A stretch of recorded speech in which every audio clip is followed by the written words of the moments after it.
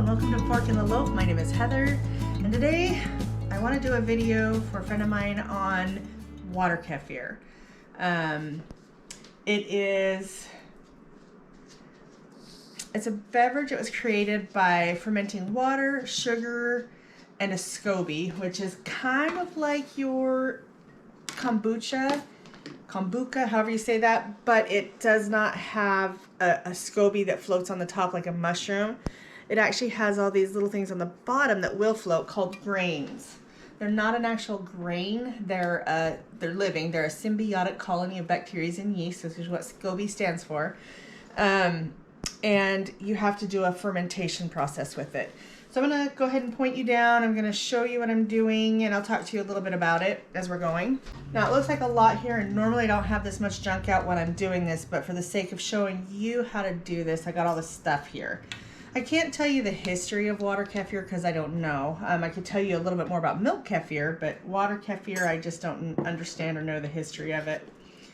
And I'm showing you, I already am in the process of doing this, so I already have grains that are active and all of that kind of stuff. This is fermented.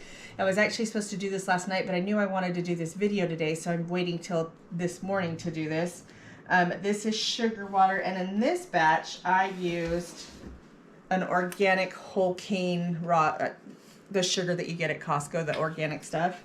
It's not white sugar. You can use white sugar, but it doesn't have all the nutrients that your whole cane sugars have. This is what I have a tendency to go back and forth. So this is my sugar water for today. And that sugar water, I used Demerara sugar, which has all of the nutrients still in it. And sometimes I just alternate them. And that way they get a kind of break with the stuff with the less. And they get a good feeding with this. You can use white sugar. Do not use honey. Honey has antibacterials in it, and this is a symbiotic colony of bacteria and yeasts. If you put honey in here, you could potentially make them weaker, sick, kill them. I just don't use honey in them at all. A lot of your artificial sweeteners do not have the calories that they need to feed, and I'm not sure about palm sugar. I've never tried palm sugar, but it's not necessarily a sugar. So I just use regular cane sugar or Demerara sugar. I've never tried maple syrup. I would use maple syrup as a flavoring, but not necessarily as a feed. So to get started, we're going to need the same size jar as we have our water in. Now, our grains in, and you want to leave it, let's see if I can show you, just a little bit lower. So you're going to strain out that much plus whatever's down here, and have enough room to add juice. I personally, it's ready to drink right now. As soon as I strain this, it is ready to drink, and I'm going to go ahead and do that right now. I use a plastic canning funnel to keep this in place, and this is just a nylon mesh strainer. Metals will react to it. It does create an acid, just like a lot of your other ferments do. Okay, let's see if I can show you what this looks like. So there are the grains. They're kind of squishy. They're kind of like, I don't know. They're squishy. They look like something you would eat or put in a fish tank or something like that. So here I have my strained water. See, the grains are all out. And it is drinkable right now. It has all the probiotics you need right now. And this, I like to take it a step further. There's a couple different ways you can do this. Some people like to put like lemon and ginger slices in it, or I've done purees in it, but the purees kind of make it chunky. I don't like that. What we have found, so we bottle our own grape juice concentrate the end of summer every year. And so I have this concentrate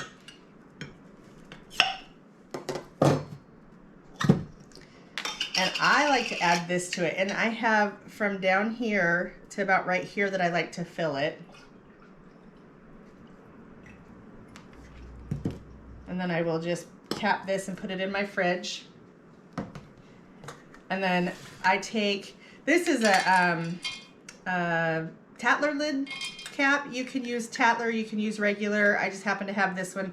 I used this once before and it works so good that I'm gonna try it again and make sure I absolutely love it as much as I think I do. Then I just cap it tightly. I give it a little bit of a shake, make sure everything gets mixed up, and then I'm gonna set this aside. I'm gonna let this sit out on the counter until tomorrow morning, which is about 24 hours. Once you put your juice or flavoring in it, you're gonna cap it tight, set it out on your counter for about 24 hours, and when we open it, it's going to have a fizz to it. So I'll show you that tomorrow when I open that up. Now this is the same one that had the grains in it before. I'm gonna reuse this. I reuse this probably about a week until I start seeing stuff building. You'll see like, I don't want to say slime, but you'll start seeing stuff build up, and I think that's just stuff growing on there, and that's usually when I change it.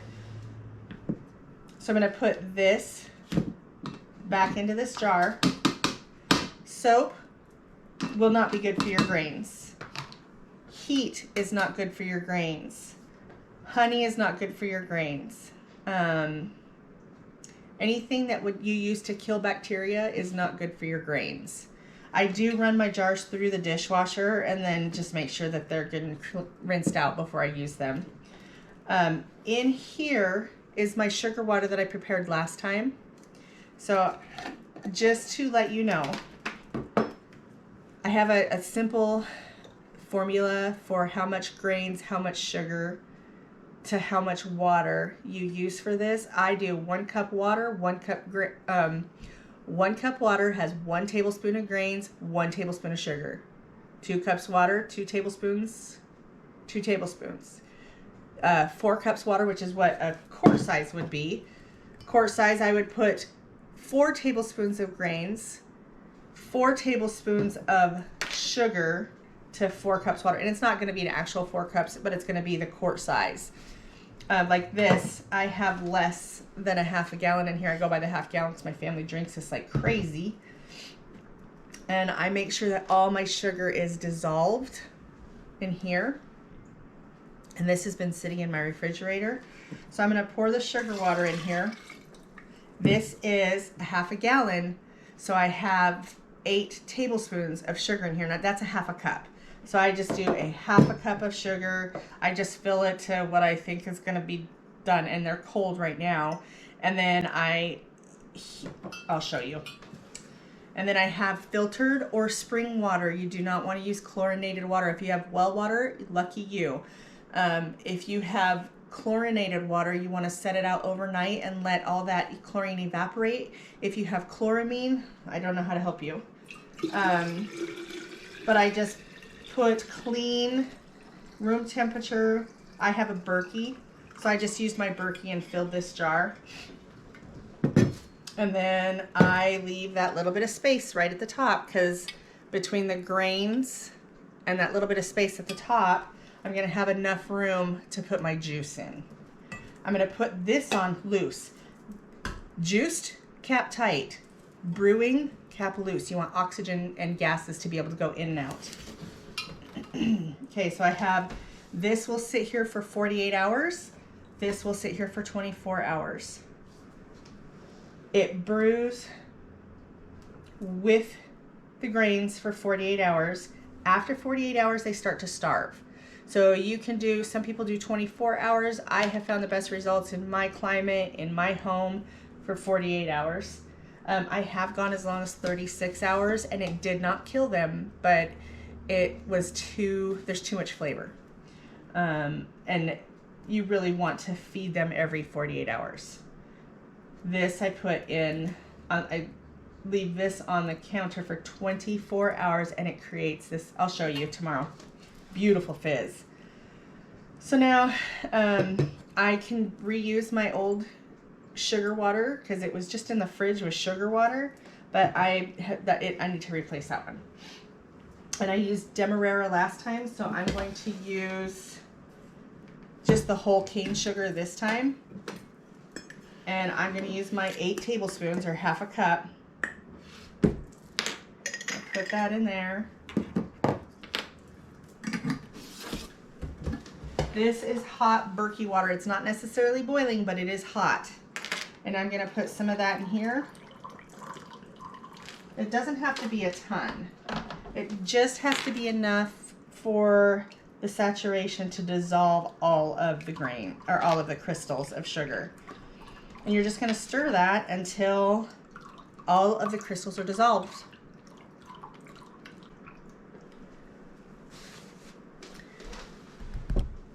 If you watch, there's still crystals floating around in there. We want to get to where there's no more crystals in there. And it does take just a little bit to stir it. I mean, you can walk away, let it rest, come back and stir it. So now I stir it and there's no more crystals floating around in there. So now I'm going to put a cap on this and I'm going to put it in my refrigerator until my 48 hours is up and I have to strain and feed it again. I do the pre-making the sugar water because when you heat it up, you don't want to put it in there hot. You want to let it cool. And for me, it just makes sense to have it already cold and ready to go in the jar than having to make it every time or when I go to. It just makes sense to me to have it in the refrigerator ready for the next round. Baking soda is something that will feed your grains as well. You do not have to do this. As a matter of fact, I always forget to do it. But you just put in a little pinch, and it's supposed to help feed your grains. So I just put a little bit in there every once in a while when I remember to, but it is not something you have to do. So it's almost like you have something to do with this every single day. So day 1, you strain this into here, add the juice, cap it tight. Day 2, I'm going to take this and stick it in the refrigerator, and I'll show you how I do mine. So I keep this in my refrigerator all the time. And this has the ones that we haven't drank much of it recently, but this will be gone before tomorrow and I have to add this to it. But it keeps it cold, it keeps it moving, and then about once a week I'll take it out and clean it. But this will go in here tomorrow, so that's day 1 I strain. Day 2, I'm going to dump it in here. Day 3 is 48 hours later for this, and I have to start all over again. So every single day you have to do something with your water kefir. It's kind of like taking care of a sourdough starter. If you keep it out on the shelf, you have to feed it every day. If you decide to go on a vacation or you just need a break, you can take your grains and make sure that they have, you can take this, make sure it's fed, throw it in your refrigerator. If it's in there for a week, you want to feed it about once a week, I believe. I've never kept the water that I had it stored in the refrigerator because I don't know, I don't know why. I just have never kept that water. I always toss that water, I feed it, and I start all over again. I did have some grains that I left in the refrigerator for months. And when I took it out, I broke them up because they get like a coating or a shell on them type of or something. Maybe all the dead stuff sticks to the outside, but there's still living stuff inside. So I broke up the grains a little bit. I started all over with them, and they're great. They work just fine. They did take a couple of cycles to get back to full strength, but they are now at full strength, going strong, and I do this every day. Usually I do it right before I go to bed every night.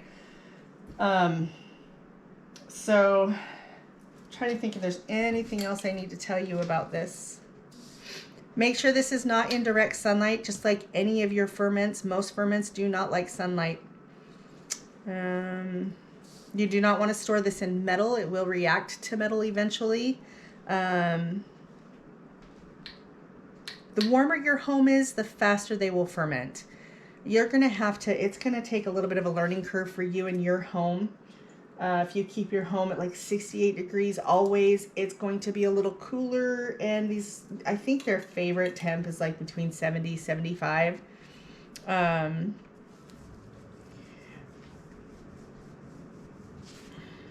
You can sometimes, some people leave a little bit of the old brew and put it back in with the new brew.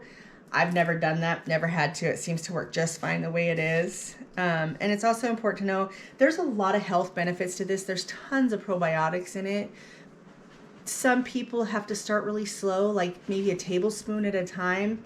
We went straight to drinking it like juice. I mean, we really enjoy this stuff. I have a son-in-law who will come over and empty this container in one sitting. It's just crazy. We used to do it when we had all the kids. We would do about a gallon. I would do 2 of these every single day.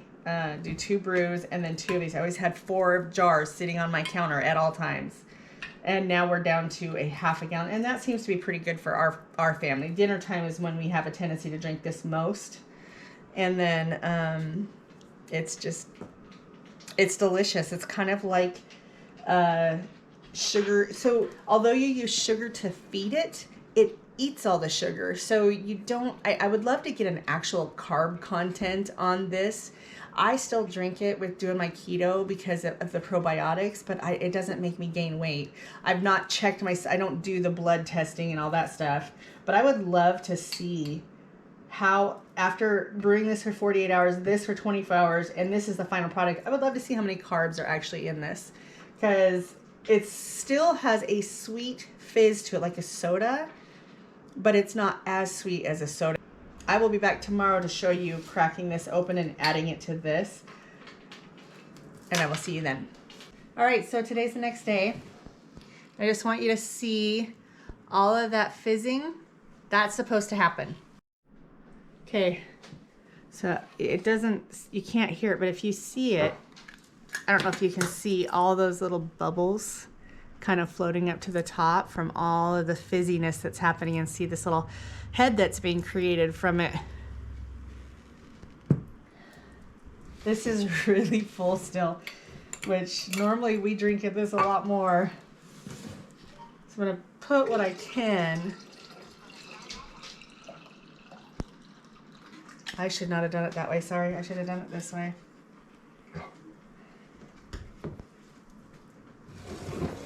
Can you see all that?